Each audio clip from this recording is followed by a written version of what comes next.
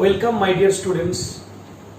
আজকে একটি গুরুত্বপূর্ণ চ্যাপ্টার অর্থাৎ কেমিক্যাল বন্ডিং বা রাসায়নিক বন্ধন নিয়ে আজকে আলোচনা করব। এই চ্যাপ্টারটার সঙ্গে মাধ্যমিকের বেশ কিছুটা মিল রয়েছে, তাই এই যে মিল রয়েছে তার ফলে কি হবে, তোমাদের ওর সঙ্গে এটা কানেকশন থাকার ফলে অনেকটা সুবিধে হবে। আর তোমরা যদি চ্যাপ্টারটার শুরুতেই প্রথম থেকে ফলো করতে থাকো, আশা করছি কোনো সমস্যা থাকবে না এই চ্যাপ্টারটার সম্পর্কে। তো চলো আমরা আজকের বিষয়বস্তুতে আসি। নাম্বার 1 রাসায়নিক বন্ধন, নাম্বার 2 বন্ধনের প্রকারভেদ এবং 3 তড়িৎযোজী বন্ধন। তো এই যে টোটাল পোর্শনটার মধ্যে আমরা প্রথম অংশে যাচ্ছি। তা প্রথমে যাওয়ার আগেই আমরা বলবো হোয়াট ইজ বন্ডিং। বন্ডিং কি, বন্ডিং কাকে বলে, অর্থাৎ বন্ধন বলতে আমরা কি বুঝি। দেখো, এই বন্ধন শব্দটার সঙ্গে আমরা খুব রিলেটেড। কেন না, বন্ধন বলতে বোঝাচ্ছে একটা পরমাণুর সঙ্গে আর একটা পরমাণু যুক্ত হওয়া। যুক্ত হয়ে যখন কোনো নতুন কোনো অণু তৈরি করে, তাহলে এই ঘটনাটাকেই আমরা বলি বন্ধন। কিন্তু যে বন্ধনটা হয়, আমাদের মনের মধ্যে প্রশ্ন থেকেই যায় যে স্যার বন্ধন যে হচ্ছে এতে কারা পার্টিসিপেট করছে, কেনই বা একটা পরমাণু আর একটা পরমাণুর সঙ্গে যুক্ত হচ্ছে। এই কোশ্চেনগুলো কিন্তু আমাদের মনের মধ্যে থেকে যায়। তো প্রথমে আমরা চাই এই বন্ধনে অংশগ্রহণ কারা করেছে। অ্যাকচুয়ালি অংশগ্রহণ করে যারা, তারা হলো যোজক ইলেকট্রন বা ভ্যালেন্স ইলেকট্রন। তাহলে এখন প্রশ্ন আসছে, যোজক ইলেকট্রন কি না, কোনো পরমাণুর বহিস্থ কক্ষে উপস্থিত ইলেকট্রন যারা রাসায়নিক বন্ধনে পার্টিসিপেট করে তাদেরই আমরা বলবো যোজক ইলেকট্রন বা ভ্যালেন্স ইলেকট্রন। এখন প্রশ্ন আসছে যে স্যার ভ্যালেন্স ইলেকট্রন তো বুঝলাম, বহিস্থ কক্ষের ইলেকট্রনগুলো পার্টিসিপেট করছে, কিন্তু কেন? দেখো, প্রত্যেকটা পরমাণু চায় সুস্থির হতে। এখন মনের মধ্যে প্রশ্ন আসছে, সুস্থিরতা কি করে মেনটেন করবে? হিলিয়াম ছাড়া প্রত্যেকটা পরমাণু চায় বহিস্থ কক্ষে 8টা করে ইলেকট্রন রাখবে। কারণ 8টা করে ইলেকট্রন রাখলে তারা নিকটতম কোনো নিষ্ক্রিয় গ্যাসের মতো বিন্যাস লাভ করে। আমরা জানি কোনো পরমাণু যখন নিষ্ক্রিয় গ্যাসের মতো ইলেকট্রন বিন্যাস লাভ করে, তখন সেই পরমাণুগুলি অত্যন্ত স্টেবল বা সুস্থিত হয়। তাই স্টেবিলিটির স্বার্থে কি করে, পরমাণুগুলি বহিস্থ কক্ষের ইলেকট্রনকে কখনো গ্রহণ কখনো বর্জন করে তারা আয়নে পরিণত হয় এবং বহিস্থ কক্ষে 8টা করে ইলেকট্রন রাখার চেষ্টা করে। এই যে 8টা করে ইলেকট্রন বজায় রাখার চেষ্টা, সুস্থিত ইলেকট্রন বিন্যাস লাভের জন্য, এটাকেই বলে অষ্টক সূত্র। এই অষ্টক সূত্র মেনটেন করার চেষ্টা করে হিলিয়াম ছাড়া, কারণ এর ক্ষেত্রে বাইরের 2টি রয়েছে ইলেকট্রন। তো এই ঘটনার জন্যই মূলত রাসায়নিক বন্ধন করতে থাকে। তাহলে এখন আমাদের মধ্যে প্রশ্ন আসছে, স্যার রাসায়নিক বন্ধন কি? বন্ধন জানলাম, এই বন্ধনটা যদি রাসায়নিক উপায়ে গঠিত হয়, রাসায়নিক প্রক্রিয়ায় সম্পন্ন হয়, তখনই তাকে আমরা বলবো কেমিক্যাল বন্ডিং বা রাসায়নিক বন্ধন। এবার চলো আমরা যাই এর আরেকটি গুরুত্বপূর্ণ পোর্শন, রাসায়নিক বন্ধনের টাইপস, অর্থাৎ প্রকারভেদ। কত প্রকারের হয় এই রাসায়নিক বন্ধন? মূলত 2 প্রকারের হয়, যেটা কিনা আমরা মাধ্যমিকে পড়ে এসেছি, কিন্তু এখানে আমরা নতুনভাবে শিখবো একটু। তাহলে এখানে কত প্রকারের হবে? এখানে হবে 3 প্রকারের। একটা হলো তড়িৎযোজী বন্ধন, সমযোজী বন্ধন এবং অসমযোজী বন্ধন। অর্থাৎ এই 3 প্রকারের রাসায়নিক বন্ধন সম্পর্কে আমরা পড়ব। তড়িৎযোজী বন্ধন,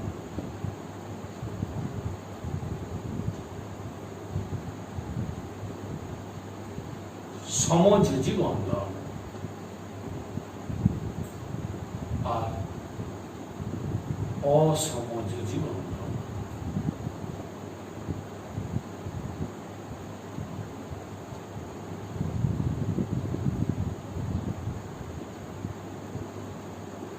প্রশ্ন থাকছে এই যে রাসায়নিক বন্ধনের তিনটি, আমরা প্রত্যেকটা ডিটেলস আলোচনা করব। তবে আজকের যে পার্টে আমরা কেবলমাত্র একটা পোর্শন নিয়ে আমরা আলোচনা করব, এটা হলো তড়িৎযোজী বন্ধন। ইংরেজিতে বললে ইলেকট্রোভ্যালেন্ট বন্ড। এই ইলেকট্রোভ্যালেন্ট বন্ডের অ্যাকচুয়াল প্রথম ধারণা দেন বিজ্ঞানী ডব্লিউ কোসেল। তিনি কি করলেন? প্রথম এই তড়িৎযোজী বন্ধন সম্পর্কে ধারণা দিলেন। অর্থাৎ আমরা এটাই ডিটেলস আজকে আলোচনা করব।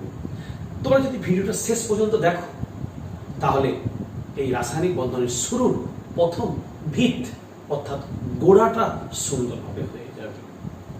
যদি আমরা মাধ্যমিকে বেশ কিছুটা অংশ শিখেছি, আজকে একটু নতুন করে ওইগুলোই একটু নতুন করে একটু কঠিন এক্সাম্পল দিয়ে আমরা শিখব। তবে প্রথমের পোর্শনটা মিল থাকলেও পরে পরে আস্তে আস্তে করে যখন পরের ভিডিওর পার্টগুলোতে যাবে নতুন নতুন পোর্শন আমরা পাবো। তো আজকে আমরা যখন শুরু করছি তাহলে তোমাদের বলেই দিচ্ছি, তোমরা প্রথম থেকে ভিডিওটা ফলো করবে লাস্ট পর্যন্ত। চ্যাপ্টারটায় আশা করছি কোনো সমস্যা থাকবেই না। তাহলে চলো আমরা আজকে আলোচনা করি এই অংশটি নিয়ে। তো এই তড়িৎযোজী বন্ধন, এখান থেকে আমরা অ্যাকচুয়ালি কি জানব? এখান থেকে আমরা জানব বেশ কয়েকটি পোর্শন। প্রথমত জানব সংজ্ঞা, দ্বিতীয়ত জানব উদাহরণ, তৃতীয়ত জানব আমরা এর বৈশিষ্ট্য এবং লাস্টে জানব আমরা লুইস ডট গঠন। এই পোর্শনটি আমাদের ডিটেলসে আলোচনা করবো আজকে। তো প্রথমে যাই আমরা এর ডেফিনেশন বা সংজ্ঞা কাকে বলে। দেখো, আজকেই তো বলেছি প্রথমে যে প্রত্যেকটা পরমাণু চায় নিকটতম নিষ্ক্রিয় গ্যাসের মতো ইলেকট্রন বিন্যাস লাভ করতে, অর্থাৎ সুস্থির হওয়ার জন্য। তাহলে সংজ্ঞায় কি যাবে? নিকটতম নিষ্ক্রিয় গ্যাসের মতো ইলেকট্রন বিন্যাস লাভের চেষ্টা বা লাভের জন্য পরমাণুগুলি তার বহিস্থ কক্ষের ইলেকট্রনকে গ্রহণ বর্জন মারফত আয়নে পরিণত হয়। এরকম ভিন্নধর্মী আয়নগুলি অর্থাৎ ক্যাটায়ন অ্যানায়নের কথাই বলছি, তারা যখন স্থির তড়িৎ আকর্ষণ বল দ্বারা পরস্পর যুক্ত হয়ে গিয়ে যে বন্ধন তৈরি করে তাদেরই বলে তড়িৎযোজী বন্ধন। এই বন্ধনে মূলত আয়ন থাকে, একটা ক্যাটায়ন একটা অ্যানায়ন। তাহলে এই যে অ্যানায়ন ক্যাটায়ন থাকে বলে এই জন্য তড়িৎযোজী বন্ধনের আরেক নাম আয়নীয় বন্ধন। এবং যে সমস্ত যৌগে এমন বন্ধনের উপস্থিতি সেই সমস্ত যৌগকেই বলে তড়িৎযোজী যৌগ বা আয়নীয় যৌগ। তাহলে এই যে আয়নীয় বন্ধন বা তড়িৎযোজী বন্ধনের সংজ্ঞা বা ডেফিনেশন আমরা শিখলাম। এবারে জানবো আমরা এর এক্সাম্পল। হিউজ এক্সাম্পল তোমরা মাধ্যমিকে পেয়েছো তড়িৎযোজী বন্ধন সম্পর্কে। আমরা তাদের মধ্যে কয়েকটা এক্সাম্পল নিয়ে আলোচনা করছি।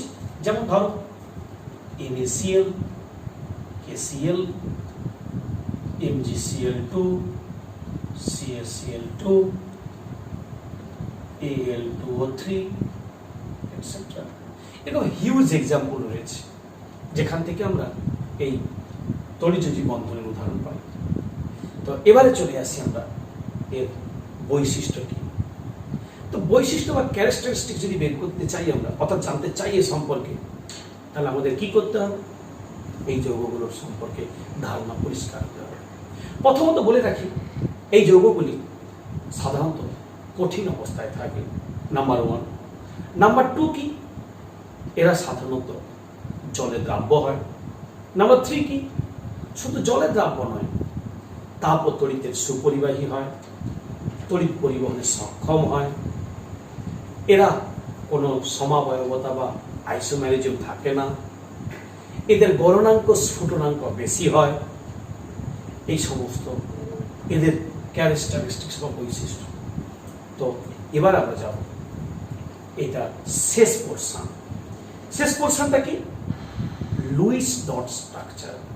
অ্যাকচুয়ালি বিজ্ঞানী লুইস সর্বপ্রথম ইলেকট্রন ডটস দিয়ে এর প্রথম স্ট্রাকচার নির্ণয় করেছিলেন বলে তার নাম অনুসারে এগুলোকে লুইস ডট গঠন আকৃতি বলে। তাই লুইস ডট গঠন আমরা করতে গেলে আমরা ভ্যারাইটিজ এক্সাম্পল নিয়ে তোমাদের ইজি করে দিচ্ছি বিষয়টাকে, যাতে করে যে কোনো আননোন যৌগের যদি তোমাদেরকে বলে যে এর লুইস রো স্ট্রাকচার বানাও, অবশ্যই তোমরা পারবে। তাহলে ফলো করো শেষ পর্যন্ত, একটা একটা করে এক্সাম্পল লক্ষ্য করে যাও, তাহলে আশা করছি কোনো কনফিউশন থাকবে না। তো প্রথমে আমরা যাই 1 নম্বর, আমরা একদম সহজ চেনা জানা এক্সাম্পল NaCl নিলাম। এই স্ট্রাকচারের কি ঘটনা করছে? NaCl। তোমরা জানো সোডিয়াম 11 নম্বরে রয়েছে, তাহলে 2 8 1 একটাই ইলেকট্রন আছে বাইরের কক্ষে, যোজক ইলেকট্রন। ক্লোরিনের 17 নম্বরে 2 8 7, তাহলে 7টা যে ইলেকট্রন রয়েছে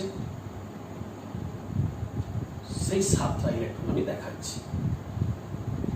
এবার ঘটনাটা কি ঘটছে না, এই 7টা ইলেকট্রনের মধ্যে একটা ইলেকট্রন চায় ক্লোরিন ম্যানেজ করে নিকটতম নিষ্ক্রিয় গ্যাস আর্গনের মতো হতে, অর্থাৎ বহিস্থ কক্ষে 7-এর জায়গায় 8 করতে চায়।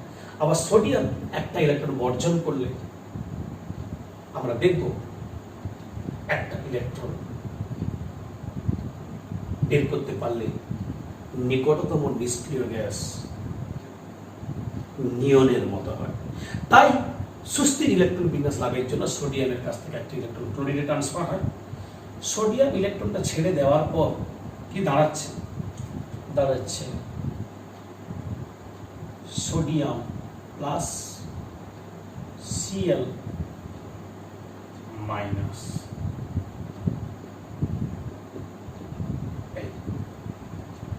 এই যে দাঁড়ালো, সেখান থেকে কি তৈরি হবে?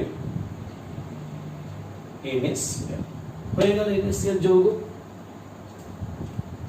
এবারে আমরা একটা লুইস ডট করলাম, আর একটা লুইস ডট আমরা যাব, অর্থাৎ নেক্সট এক্সাম্পলে যাচ্ছি লুইস ডটের জন্য। সেখানে আমরা কি নিচ্ছি? আরেকটি যৌগ নিচ্ছি, ক্যালসিয়াম অক্সাইড। ক্যালসিয়াম অক্সাইড নিলে আমরা কি করব? আমরা দুটো অ্যাটম নেব, একটা ক্যালসিয়াম একটা অক্সিজেন। তোমরা জানো ক্যালসিয়াম 20 নম্বরে রয়েছে, 18 2 20। বহিস্থ কক্ষে ইলেকট্রন হলো 2টি, আর অক্সিজেনের বাইরের কক্ষে ইলেকট্রন হলো 6টি, কারণ অক্সিজেন 2 আর 6 মোট 8। তাই বহিস্থ কক্ষে 2টি ইলেকট্রনের মধ্যে একটা করে প্রত্যেকটাই এক একটি করে অক্সিজেনকে দিয়ে দিচ্ছে। দেওয়ার ফলে দাঁড়াচ্ছে কি? ক্যালসিয়াম মাথায় 2+ এবং অক্সিজেন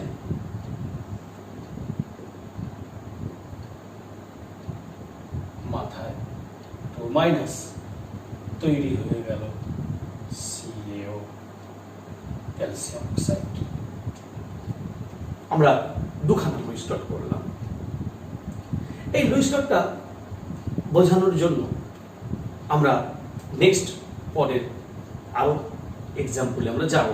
তার আগে একটু বলে নিই, তাহলে তোমরা একটা জিনিস ফলো করে দেখতে পাচ্ছ যে তড়িৎ যখন বন্ধন হয় বা আয়নীয় বন্ধন হয়, তখন প্রত্যেকটা আয়ন অর্থাৎ ক্যাটায়ন অ্যানায়ন ইন্ডিভিজুয়ালি অর্থাৎ পৃথক পৃথকভাবে প্রত্যেকেই নিকটতম নিষ্ক্রিয় গ্যাসের মতো ইলেকট্রন বিন্যাস লাভ করে।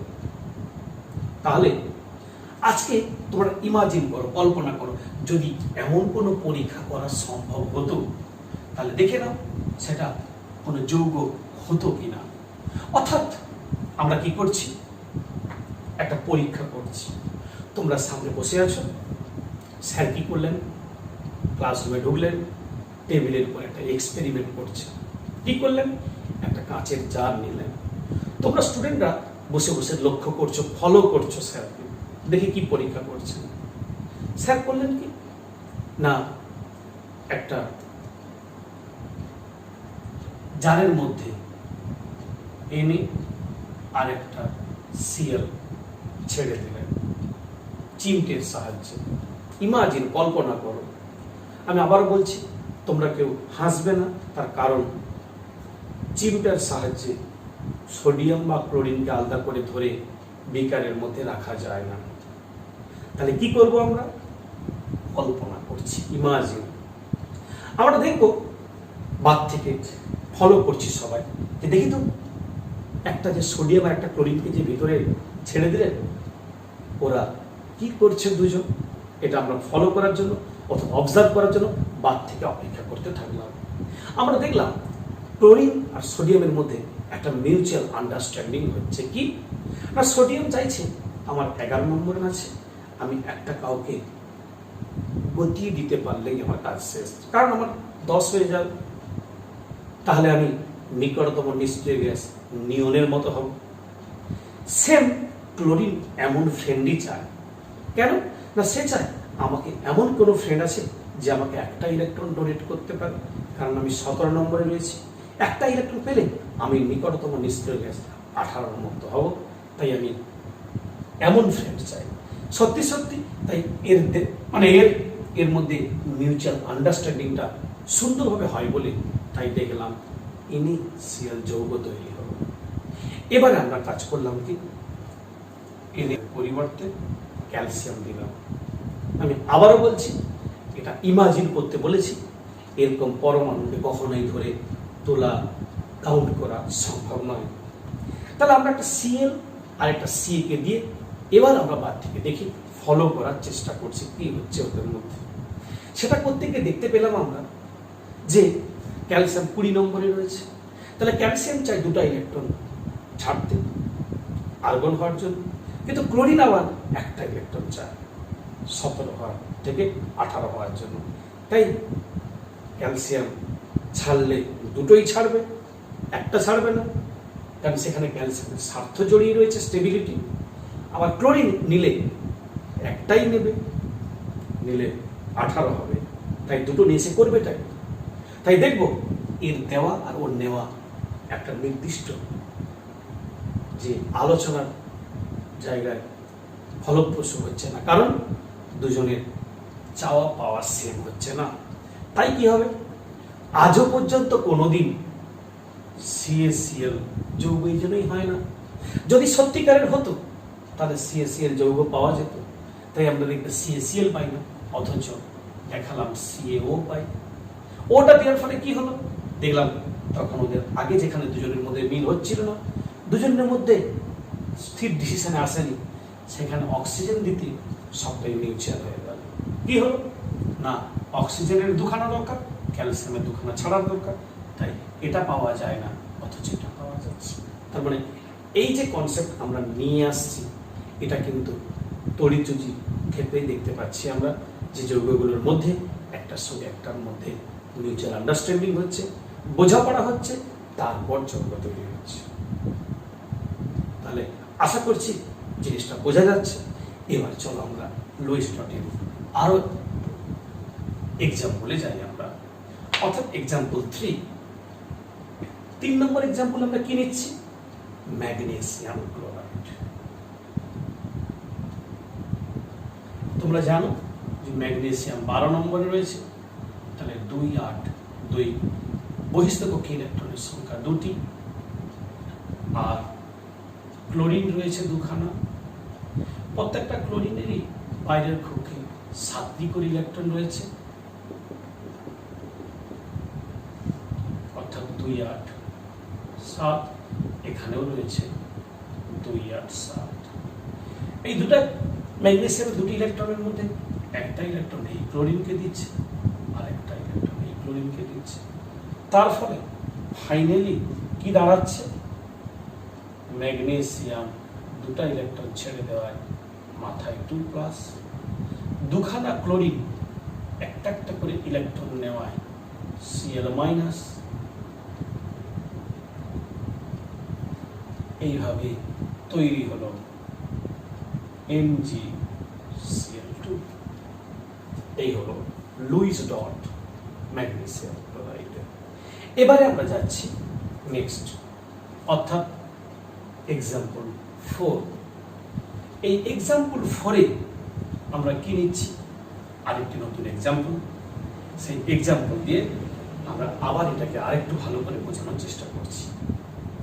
চলো আমরা এর লাস্ট এক্সাম্পল আমরা কি নিচ্ছি, অ্যালুমিনিয়াম অক্সাইড। দেখতেই পাচ্ছ এখানে অ্যালুমিনিয়াম দুটো আর তিনটে অক্সিজেন। তাহলে আমরা কাজ করি, অ্যালুমিনিয়াম নিলাম আর অক্সিজেন নিলাম। অ্যালুমিনিয়াম 13 নম্বরে 2 8 3 তিনটে বাইরের পক্ষে ইলেকট্রন পাবো। এর বেলায় কি পাবো, 2 8 3, আর প্রত্যেকটা অক্সিজেন একটা লিখে দিচ্ছি নিচে, 2 6। তাহলে বহিস্থ কক্ষে ইলেকট্রন কিন্তু 6টা, প্রত্যেকটা অক্সিজেন। এবার দেখা যাক কি অবস্থা হয়েছে। প্রত্যেকটা অক্সিজেন চাই 2টা করে ইলেকট্রন নিতে, আর এর বাইরে রয়েছে 3টি করে ইলেকট্রন। একটা ইলেকট্রন এই অক্সিজেন নিল, আর একটা ওর কাছ থেকে নিল। এই ইলেকট্রনটি এটা নিল, এ নিল। এই ইলেকট্রনটি এ নিল, এ নিল। তাহলে ফাইনালি কি দাঁড়াচ্ছে লক্ষ্য করে যাও। এই অ্যালুমিনিয়াম 3টা ইলেকট্রন ছেড়ে দেওয়ার ফলে অ্যালুমিনিয়াম 3+ হলো, কিন্তু দুখানা অ্যালুমিনিয়াম থাকার জন্য বাইরে 2 লিখলাম, আর অক্সিজেন 2- 3খানা। ব্যাস 6টা ছিল, এলো 2টো, প্রত্যেক ক্ষেত্রে 8টা করে। তাহলে এখান থেকে দাঁড়ালো Al2,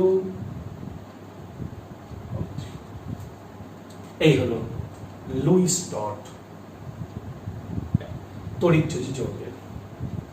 দেখো, তো আজকের এই যে পোর্শনটা আমরা শিখলাম, যদিও মাধ্যমিকের সঙ্গে অনেকটা মিল, তবে আশা করছি খুব একটা সমস্যা থাকলো না, কারণ যেহেতু মিলটাই সুবিধেও হলো, প্লাস নতুন করে আরেকবার মনে করার চেষ্টা করলে।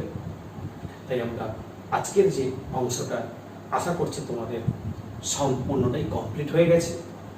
এবারে আমরা কতটা শিখলাম সেই তার উপর ভিত্তি করে, অর্থাৎ ওই অংশের উপর আমরা কতটা আজকে আলোচনার উপর শিখলাম তার ভিত্তি করে আমি 2টো কোশ্চেন দিচ্ছি। 2টো কোশ্চেন এমসিকিউ, এই এমসিকিউ 2টো কোশ্চেনের অ্যান্সার তোমরা আমাকে কমেন্টে দেবে, আমি রিপ্লাই দেওয়ার চেষ্টা করব। তাহলে আমরা এখন যাচ্ছি সরাসরি কোশ্চেনে। কোশ্চেন নাম্বার 1, রাসায়নিক বন্ধনে অংশগ্রহণ করে কোনটি? অপশন এ যোজক electron, option B proton, option C electron ও প্রোটন, অপশন ডি কোনটি নয়।